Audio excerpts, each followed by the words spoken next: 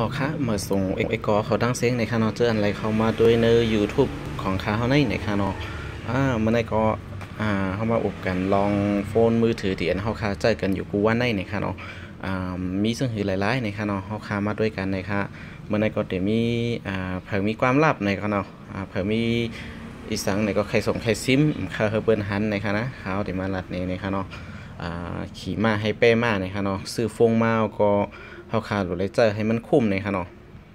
สังเกตว่าเฮาคาอ่าซื้อมากาขัน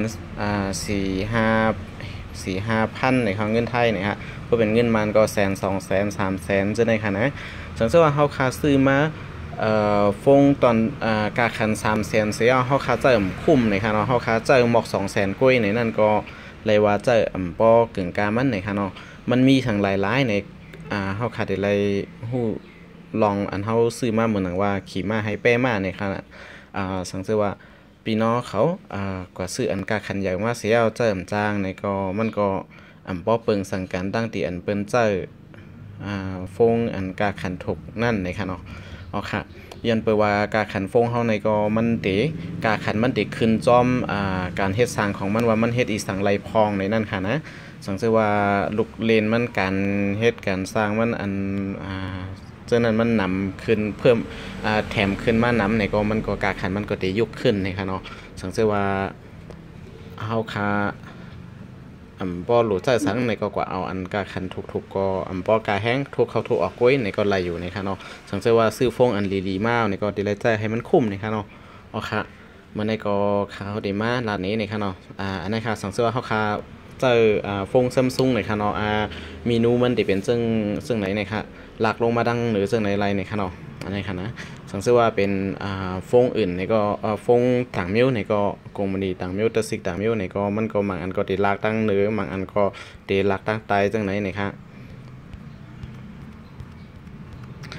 ก็อันนี้ก็เป็นซัมซุงในค่ะเนาะขาวที่มาจามด้วยในค่ะเนาะเอาค่ะอันนี้ค่ะสังเกตว่าเขาขาหลักลงมาดังเหนือในค่ะเนาะในมีสั่งหลายๆในนั่นค่ะนะเมื่อในก็มีหลายมิลอยู่ในค่ะเนาะอันนี้ก็ค่าเฮาตีลาดนี้ของตัวในค่ะเนาะ Bright Waste หมุดในค่ะเนาะอันนี้เป็นหมุดการสุนโตในค่ะลองส่งลองซิมเฮาในค่ะเนาะแค่เราซื้อก็เตียนห้อมแค่ให้เปิ้นหันนั่นเฮาค่ะก็เอาส่งไว้ในไลน์ในค่ะ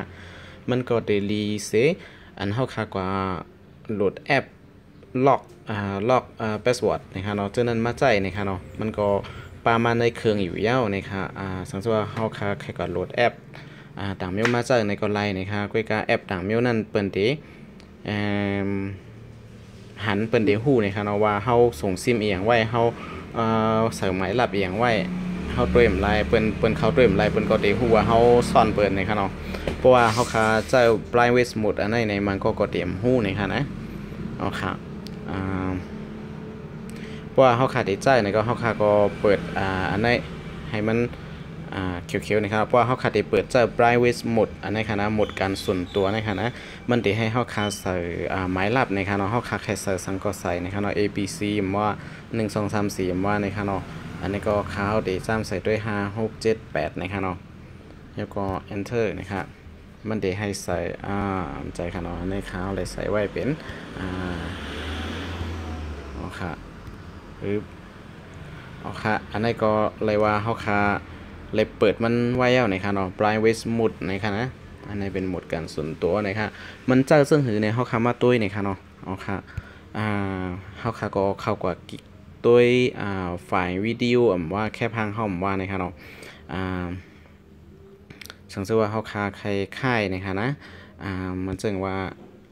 อันนี้นะคะเนาะเข้ามาดีในPhoto Edit ในนะคะนะเขาได้มีแคปพังอยู่2อันนะคะเนาะอันนี้ค่ะนะเขาเขาเปิ้นหันสังเกตว่าเป็นมันก็ได้มีรูปส่วนตัวทั้งกล้วยตัวเจ้าเก่านะคะมันก็ได้เกี่ยวเรียนนะคะเนาะว่าถ่ายในห้องน้ำว่าสังว่าเจ้าในก็มีนะคะเป็นสาวๆในก็มันก็ได้ถ่ายมังมิวก็ซึ่งคือกันเนาะมันก็ได้ชอบเกี่ยวถ่ายโป๊ะๆอีกนึงนะคะเพราะฉะนั้นในเขาผมแค่ให้เปิ้นหันในก็ส่งซิมไว้ไลในค่ะเนาะสงสัยว่าเฮาคาอันนี้ในค่ะเนาะเฮาคาเข้ามาตีแคปพังเฮาคาเจอในค่ะนะเมื่อเร็วในโหมดBright Waste นั่นยังไปขึ้นมาในค่ะเนาะ เฮาค่ะก็เข้ากับดีแค่พังในค่ะนะเฮาค่ะก็มาเด็กดีมอในดังเหนือในค่ะนะเอาค่ะอันนี้ก็เด็กดีมอในค่ะนะเนี่ยตั้งเตอร์สุดในค่ะมันจะมีว่า move to bright ways ในค่ะเนาะอันนี้ค่ะ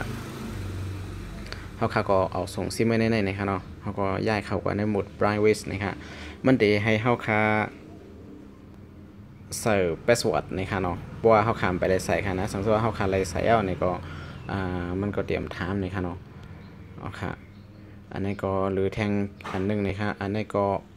move to bright ways นะครับเนาะเขาก็ใส่เข้าไปในอันนี้ค่ะนะมันหายกว่าเอาค่ะเนาะแค่พัง2อันนั้นค่ะนะยกก็มันได้มามีอยู่ดีตั้งแต่ในค่ะเนาะอันนี้ค่ะมันได้มีอยู่ตั้งแต่สุดๆดีดีในค่ะ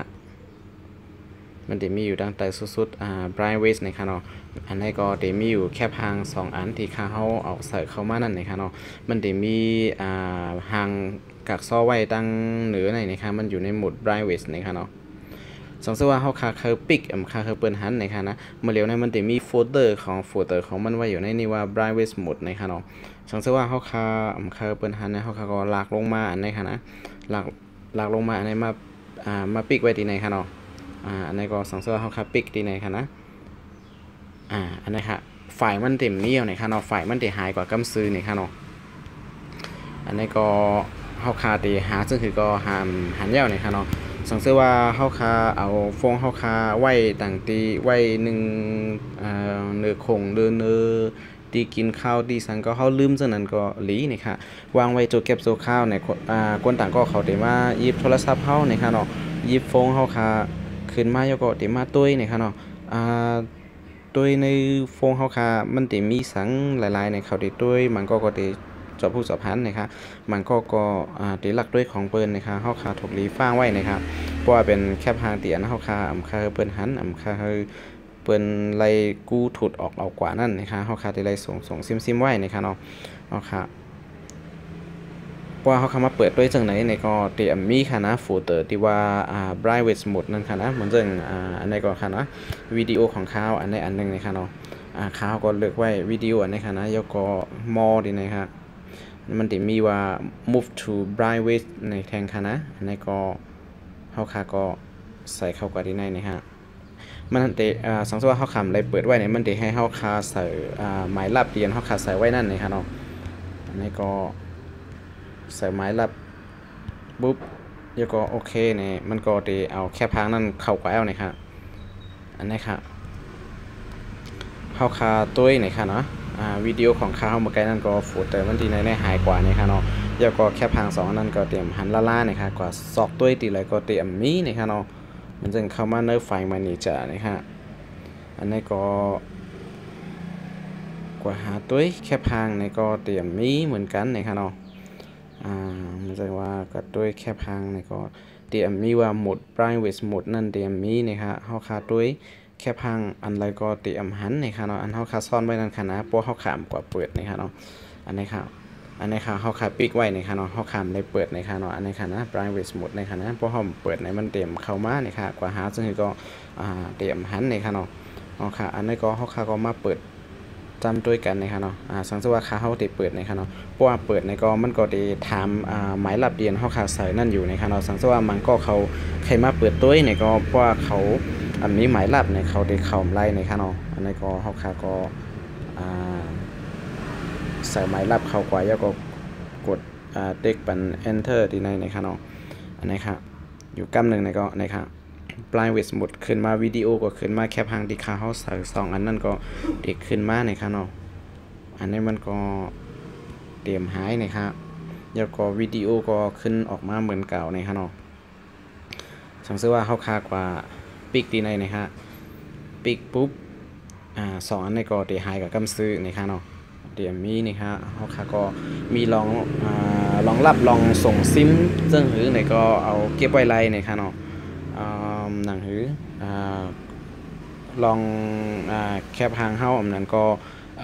เป็นสลางเงินตองเฮาไอ้สังเสว่าเฮาคาใส่ไว้เต็มหมายไว้ในโฟงเฮาคานั่นนะคะนอนหนังหือลองส่งซิมเฮาเตรียมไหลออกกว่านั่นนะคะเฮาคาถูกหลีป้องกันไว้นะคะเนาะเฮาคา เตเป็นลองหลีตอนตาเฮาในค่ะเนาะสังเกตว่าเฮาค่ะใจเป็นในกันเนาะอ๋อค่ะอันนี้ก็เมื่อในก็เดี๋ยวมีกันได้กุ้ยในค่ะเนาะฝากถึงพี่น้องเขาสังเกตว่ามีอ่ฟงในค่ะเนาะก็อ่าจะหาหมดอันนี้จำด้วยนะครับบางอันก็ตีป้าบางอันก็เตรียมป้านะครับเนาะเพราะว่าซัมซุงเนี่ยได้ก็กำนำได้ก็ตีป้าอยู่นะครับเนาะไบรท์เวสต์มูดอันนี้ค่ะนะจำด้วยกันนะครับเนาะสังเกตว่าวิดีโอของเขามีฟอนต์หลีดอนตาได้ก็เขาไหนก็อย่าลืมกดไลค์ปันสีก้ามนะครับแล้วก็อย่าลืม subscribe ตั้งแต่เป็นสีแรงๆติดตามนะครับเนาะมือส่งค่าเมื่อใดก็มีกันได้กุ้ยนะครับเนาะ